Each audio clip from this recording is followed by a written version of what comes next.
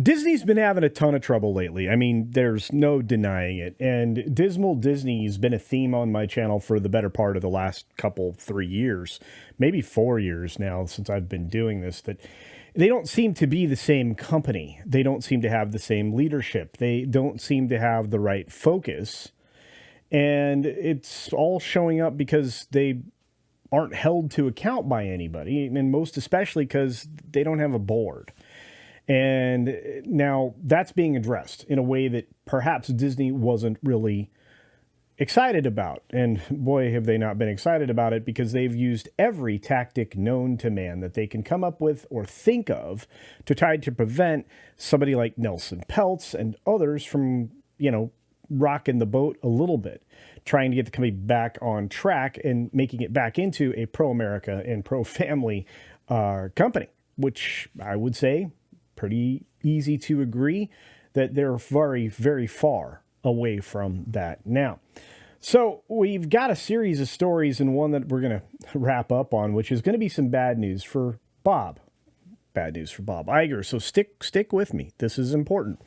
We're going to jump into the fact that Bob is no longer invincible. And this story popped up in the Hollywood Reporter, something that's normally very Disney and Bob Iger friendly.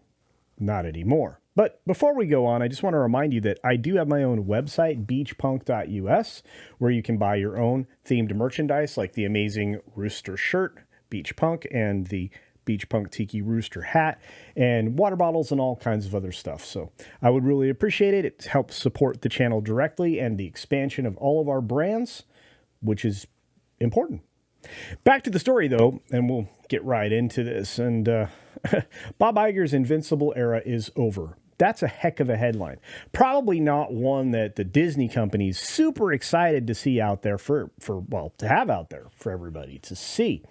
See, you have all these different entities like Nelson Peltz and Blackwell's Capital, and then you have on the other side, you've got some, Value Act and some other stuff, but they're all vying for some way to influence Disney because there's a lot of influence there.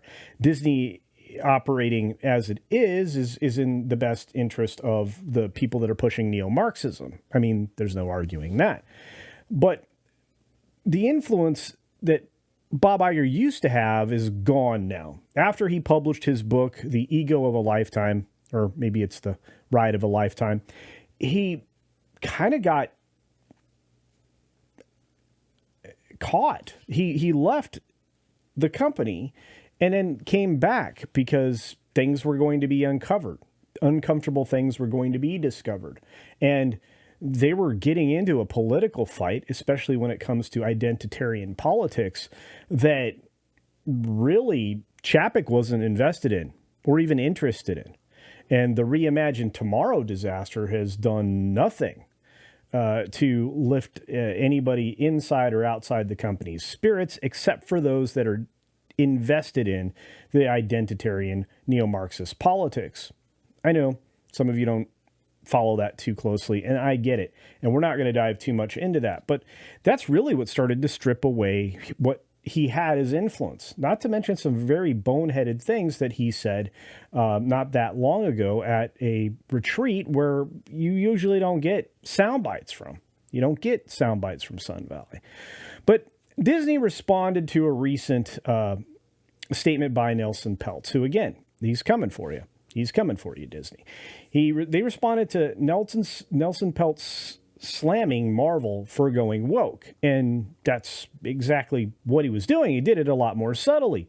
And in the context of the greater quote, he really did kind of break down all the problems that were diminishing the value of the Marvel brand. And again, they're all related to identitarian politics and the forced agenda items that are being put in every aspect of Disney, including theme park rides. And if you want to know more about that, go check out That Park Place, which is where this article comes from, because they've really been killing it lately. Now, even today, we had something drop and a couple other things that we'll get to here in a moment, but we're almost to the most important point. Today dropped a press release. I catch these all the time. I do it intentionally so I can stay informed. So apparently the McCarter I don't know what they're called, McCarter Foundation. Yeah. They're going to sue Nelson Peltz and Trian Management Partners because they're trying to protect Gen Z and millennial shareholder interests.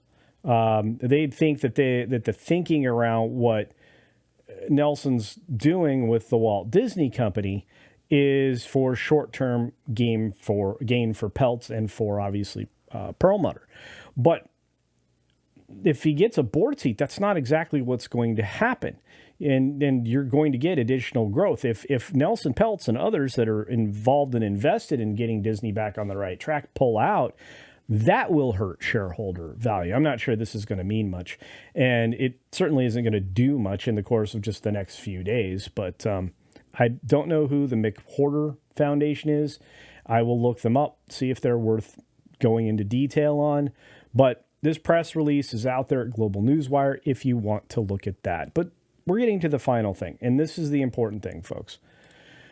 Right now, it's been reported this morning, and there are a couple videos out there already on this, and I wanted to think about it pretty deeply before I actually commented on it outside of a panel, which I'm going to be featured in another video over on that Park Place talking about this. But the Wall Street Journal said this morning that Nelson Peltz may lead in votes for Disney board seat over Maria Elena Lagomasino. And would that surprise me? No. But there's not a huge amount of votes in at this point, about 22% of votes in. The big institutional houses usually don't go till near the last moment. That last moment is Tuesday at 11:59 p.m. After that, they'll count the votes so that later the next day, on April 3rd, they'll be able to tell us who the new board is and whether or not Peltz got on, although we probably will know that already. We'll probably also already know some of the other things that Disney's trying to do to prevent people from, well, helping to guide their company. And they're really trying to limit the reach and ability of shareholders to influence the direction of the company, which is insane. And it's also against, well, a lot of things that you are supposed to allow for as a corporation. So this new report from the Wall Street Journal is a game changer. Maybe.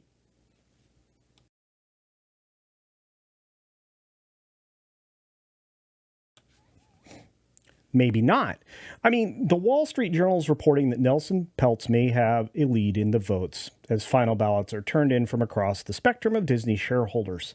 Though the exact numbers have not been provided, the majority of votes may still be outstanding. We already know that. The Wall Street Journal article notes that even more major institutionalist organizations are now throwing their support to Peltz in the 11th hour. And we're not all that late.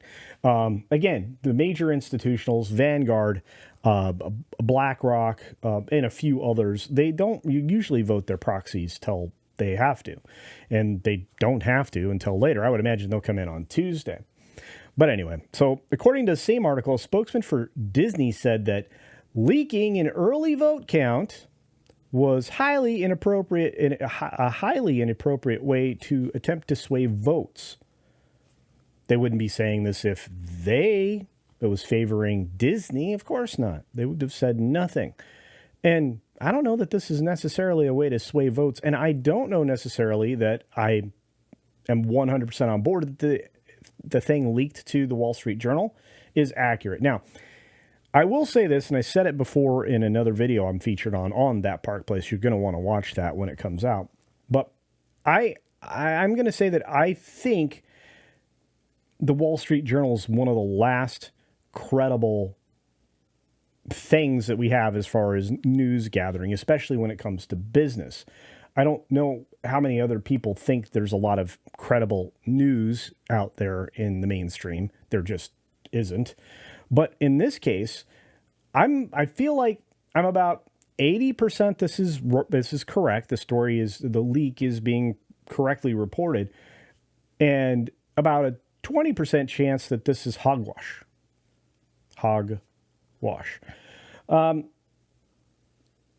So we can't possibly state, this is an important thing that they're saying here at that Park Place, they do journalism. We cannot possibly state whether or not this leak would benefit Peltz or Disney.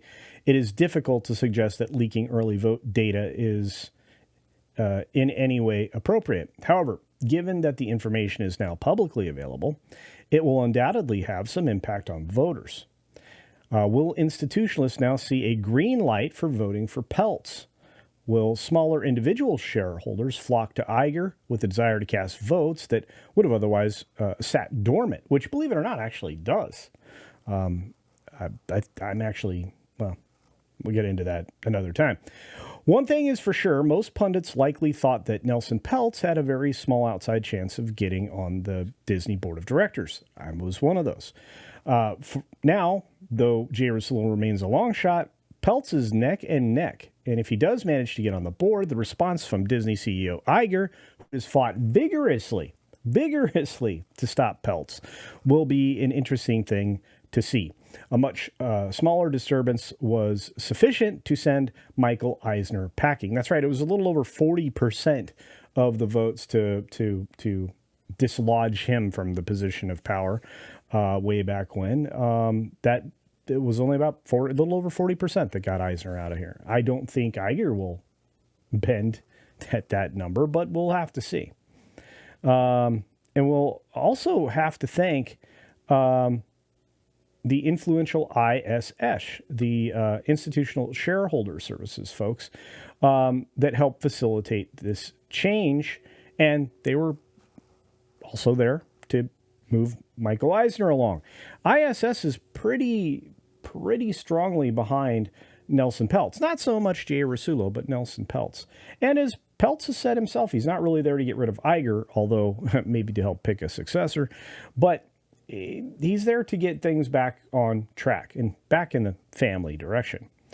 So, yeah, and this is from Mark Parker, the chairman of the Walt Disney Company's board of directors, and also the muckety-muck at Nike, who, he really loves forced labor, let's just say. So while we're heartened to see support from Michael Froman's and ISS's recommendation to withhold on dissident directors Jay Ruslo and Blackwell's nominees, we strongly believe that ISS reached the wrong conclusion when its recent report came out adding Nelson Peltz to the board. Yeah.